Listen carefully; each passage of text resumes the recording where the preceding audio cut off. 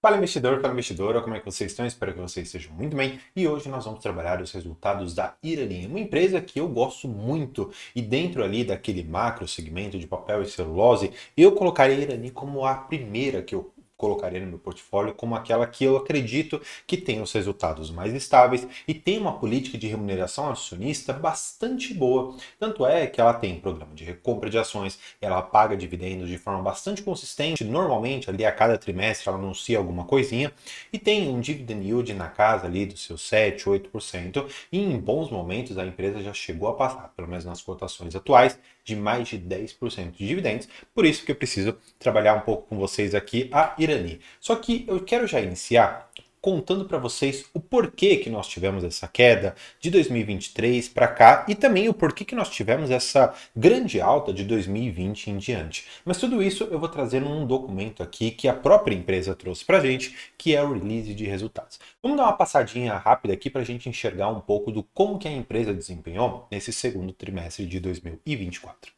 Claro, você precisa ver como é que a empresa andou nesse tempo todo e você vê uma queda na sua lucratividade aqui na ordem de 82,5%, comparando ano contra ano.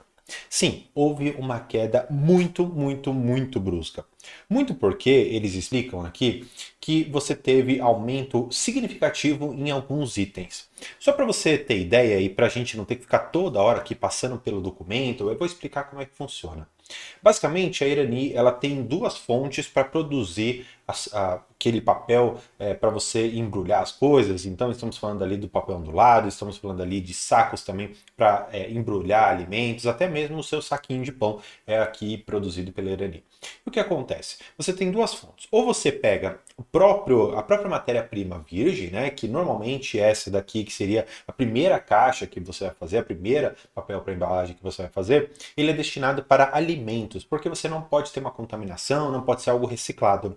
E falando dos reciclados, você tem as aparas.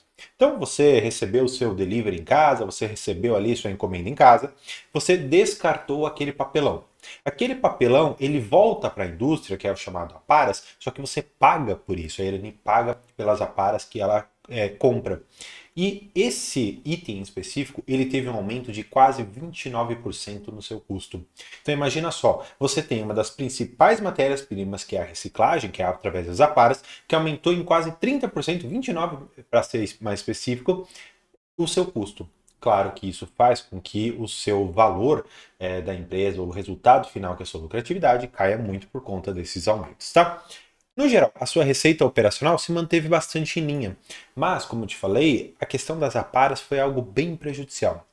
O EBITDA também foi levemente superior ao ano passado, tá? Então isso é importante você saber. Nós vamos falar muito sobre o ROIC, por isso eu não quero falar nesse momento.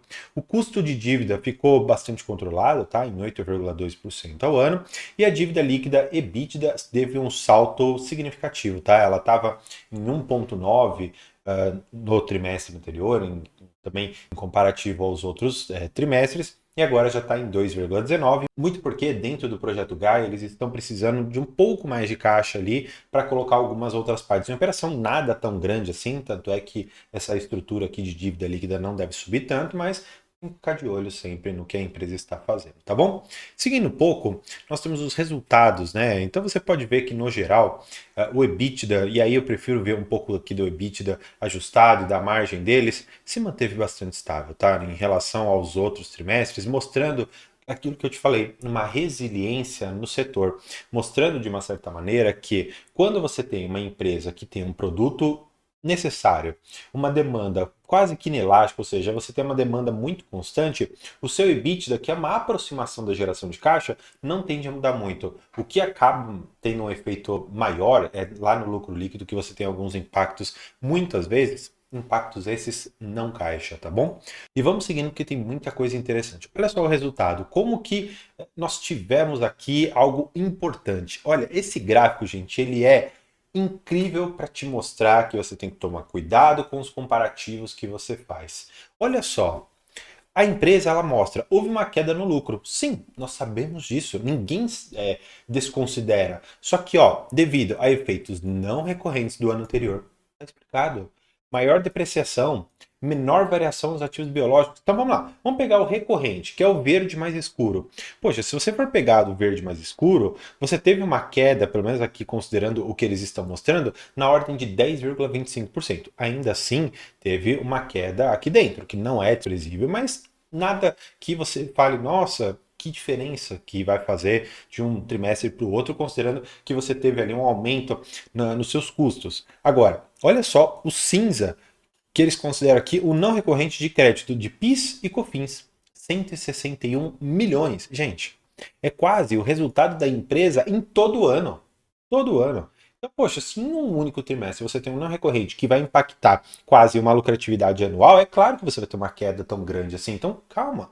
Não se desespere por conta de 80, 90% a menos de lucro por conta de um não recorrente. Se fosse recorrente, e o que mais me preocupa não são esses 82. Na verdade, o que me preocupa são esses 10,5 que caiu. O que me preocupa são esses 40,8 aqui que caiu.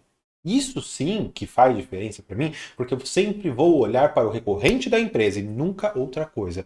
Mas a empresa já me mostrou algumas tantas coisas. Porque acontece, né?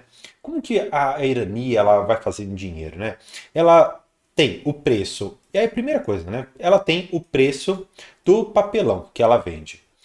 Ela tem aqui a segunda coisa, que é a demanda, né? O quanto que as pessoas estão procurando isso ou não. Tem momentos que mais, tem momentos que menos. O que, que é negativo para a empresa, que impacta? Ela tem, como eu te falei lá, as aparas, que isso é muito importante. Ela tem aqui os custos para a produção, que aí a gente fala de pessoas, a gente fala de maquinário, a gente fala de outras tantas coisas. Então, quando eu vou equalizando uma coisa e outra, você consegue enxergar onde que a Irani está perdendo eficiência. Mas eu ainda vou te mostrar uma conta muito legal que eles fazem aqui, tá? E aí nesse slide que a gente for falar do ROIC, eu vou explicar de forma extremamente clara o porquê que a Irani está perdendo valor de mercado, tá bom? Vamos lá, em relação aqui ao volume de vendas, nada muito significativo. Você pode ver que houve até um aumento de 5,4 toneladas de embalagem sustentável ou papelão ondulado. Seguindo aqui, nós tivemos um volume também em toneladas, mais uma vez, mostrando que a Irani está ganhando participação de mercado. Os preços, e aqui é importante você enxergar o que eu estava te falando. Ó, nas vendas totais, preços médios por flexível. Ó, você teve uma queda nos seus preços de 7,5%. E nos rígidos, né, porque aqui eu falei do flexível e rígido, você teve uma queda de 6,1%. Então, olha só, olha como é que a balança ela se desequilibra de forma muito fácil. Você está aqui, ó, no 0 a 0, você não começou a produzir. E aí você começa a produzir, você vai vendo que o preço do que você está vendendo está subindo e seu custo está bastante baixo. Só que aí o seu custo de venda começa a baixar, o seu custo de produção começa a subir, sendo que aqui, portanto, você tem uma forma de comprimir o seu lucro, que é o que está acontecendo hoje com a Irani, tá bom? Aqui eles mostram um pouco da evolução do aumento, né, das aparas, como eu te falei, aqui quase 29%, 28,8% no preço das aparas impulsionadas pela chuva no Rio Grande do Sul. Então nós temos aqui um ponto importante. E claro, outra coisa que você precisa saber, onde está localizada a Irani? Bem, aqui me parece que já deixa bastante claro onde ela está localizada e qual é o seu principal local para exploração das atividades. Por isso que você também tem que compreender que, por exemplo, uma chuva lá no Maranhão não vai afetar a Irani da mesma maneira que foi no Rio Grande do Sul. Claro, não estou querendo equiparar aqui as tragédias, só estou querendo trazer à tona o fato de que você tem que saber onde está localizada a sua empresa, tá? Deixa eu trazer vocês aqui para mostrar, né, os 28,8% de aumento no preço das aparas, tá? Em relação a resinas sustentáveis, aqui eu não vou nem falar muito porque não representa muito da empresa. O que você precisa ver, né, da alavancagem da empresa, olha só como vem aumentando, né? Eu mostrei para vocês, estava ali relativamente baixo e agora estabilizou nesses dois, tá? Mas também não é uma dívida líquida EBITDA muito alta, é boa parte em moeda nacional, ele tem mercado nacional, então tá bem tranquilo, tá? Agora, aqui eu explico para vocês o porquê que a Irani tem caído tanto nesses últimos tempos. Esse verde mais claro é o ROIC, tá? Você pode ver o ROIC nos últimos 12 meses. E aqui embaixo é o custo médio da dívida, ou como a gente chama no valuation, que é o KD. O que acontece? Lembra que eu te expliquei que você está tendo uma compressão do retorno porque você tem um produto que está caindo de preço e os seus custos estão aumentando? Essa compressão é explicada nesse gráfico. Quando você tinha retornos, ou seja, um ROIC aqui na ordem de 24%, 25%, maravilha, em relação ao seu custo de crédito, você tem um spread muito grande. Mostrando aqui, nesse gráfico, daqui para cá, você tem uma diferença significativa. Agora, à medida que esse ROIC ele foi sendo comprimido, você percebeu nesses últimos tempos, de 2023 para cá, que houve sim uma queda muito grande no preço da Irani. Saiu lá dos seus 13, quase beirando ali seus 14 reais, para hoje custar menos que 9, 8 reais. Claro, aqui o que você deve ter em mente? Você deve ter em mente sempre isso aqui, esse slide aqui, para mim ele é fundamental.